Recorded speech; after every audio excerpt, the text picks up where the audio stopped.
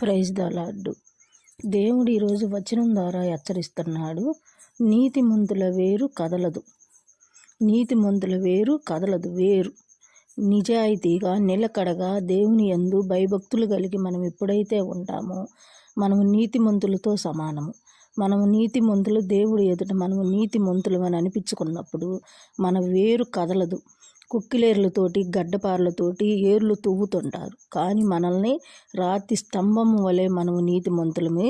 దేవుని యొక్క ఆజ్ఞలను కట్టడాలను అనుసరించి చిత్తానుసారంగా నడుచుకున్నప్పుడు మన వేరు లాంటి వాళ్ళం మనము కదలదు. ఎవరు కదిలిచ్చినా కానీ మనం కదలము, రాతి స్తంభం వలె మనం ఉంటాము. నీతిమంతుల వేరు కదలదు. సామెతల గ్రంథంలో 12:3 చూసినట్లయితే వచనం ఉంటుంది. దేవుడు మనల్ని హెచ్చరిస్తున్నాడు. మనము నిలకడగా ఎప్పుడైతే దేవుని ఎడల భయభక్తులు కలిగి దేవుణ్ణి స్తుతించుకుంటూ దేవుణ్ణి ఆరాధించుకుంటూ ప్రతి విషయంలో దేవుడు ఉన్నాడు అని చెప్పి మనం భయభక్తులు కలిగి మనం నడుచుకుంటాము, నీతి మార్గంలో మనల్ని ఎవ్వరూ కదల్చలేరు.